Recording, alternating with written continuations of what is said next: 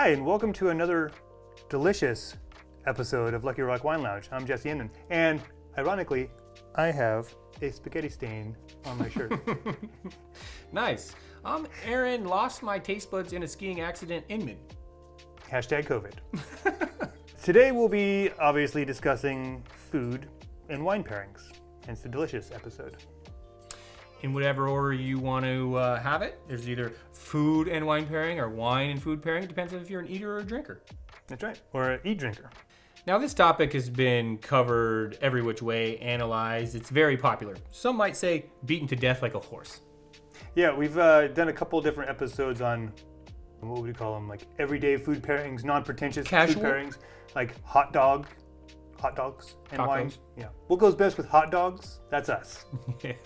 So today we're going to provide you with a couple general rules of thumb when you're deciding which wine you want to pair with your food or which wine to order at dinner while you're out enjoying a fancy meal. Yeah, so we'll take you through a couple stories we've had with food pairings that we thought were especially good, and then some food pairings that we thought were especially bad.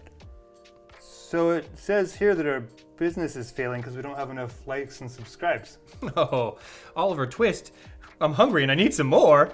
Like and subscribe, please.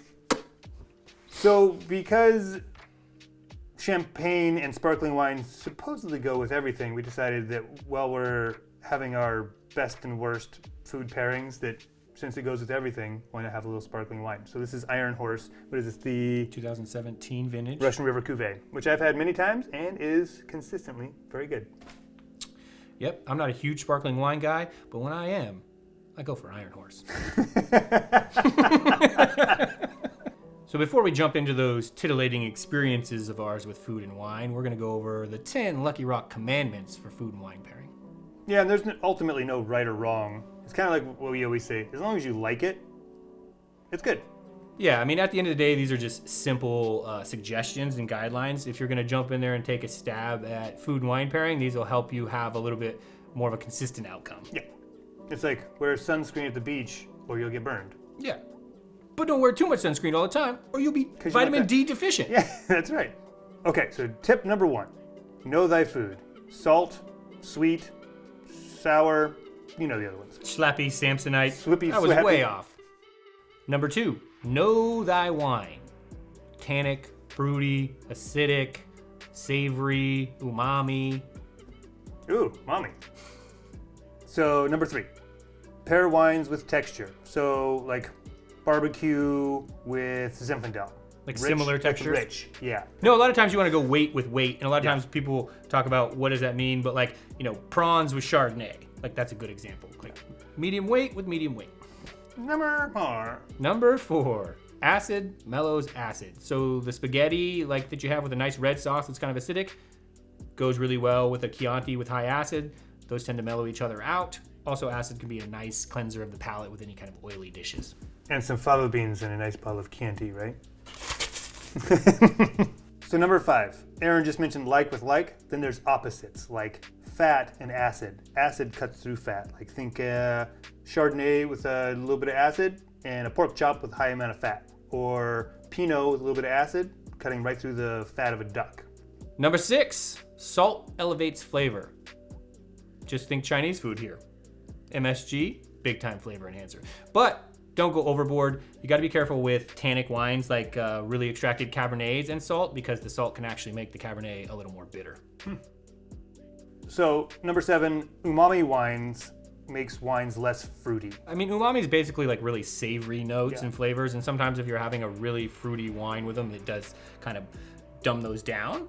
And so if you have a wine that's aged and has a little less of those and it's kind of like the like with like. A lot of the older wines tend to have a little bit more umami and kind of... They have a richness to them. Number 8, spicy foods need sweet wine. Now this one is interesting because a lot of times when you're having spicy food, you actually don't want to drink wine. It can be hard to pair spicy food with sweet wines because you also run the gamut of like too sweet. Yeah, overpowering them. And so a lot of times if you're gonna go spicy food, you can curb some of that heat with an off-dry wine with a little bit of residual sugar. But a lot of times, maybe just grab a cider or a beer or something else. A beer. Yeah. Number 9, classic pairings usually work out. Like classic cab and steak, there's a reason why people have always eaten cab and steak together. Don't ask questions, just do it. Tannins, protein, fat, Yeah, all yeah. the things.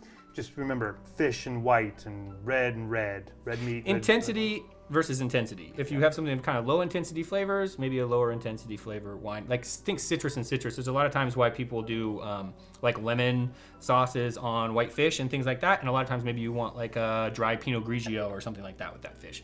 Kind of simple. Match intensities, like with like, Yeah. tends to work out. Yeah, just follow our rules, you'll be okay. Yeah. Number 10, don't be afraid to experiment.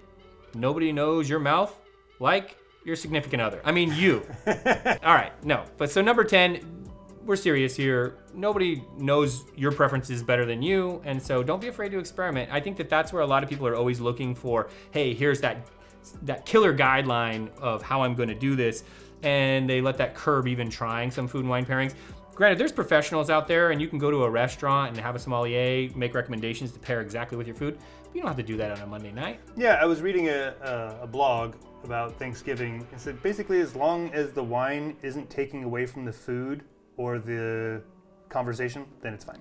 All right, so to get into these stories from the roads of restaurants with foods, I've been drinking wine and eating food for a long time. But the one that always is seared in my mind was there used to be a restaurant in St. Helena called the Martini House. Yes, I know it well. Yeah, it was cool. It's closed now, but it was a great spot for a long time. And they had an American Wagyu beef hamburger. And they had an 04 Napa Valley cab on the menu. And so one of the reasons I loved this lunch so much is because it was free. Somebody else bought it for me, and it was like $50, which by inflation standards is like $75 now. And it was basically that intensity with intensity that we were talking about. It was a rich, savory burger with a nice, savory Cabernet, but also a cab that had enough acidity to kind of cut through the fat in the burger. And it was just absolutely delicious. And when I think about simple pairings that I just really enjoyed, that one always comes to mind. Like all the right things in all the right places. Exactly. And also, it was free. And it was complimentary. Also, Aaron and I didn't grow up real fancy like, and so Speak for yourself. we didn't drink things like port in my house or our house. We didn't eat a lot of fine cheeses outside of American cheese. And so one of the best pairings I ever had, I was just like, what the f***? This tastes awesome. It was a manchego cheese, which is like a Spanish hard cheese. They used to call me that in prison. And then it was a 30-year tawny port from Dow's.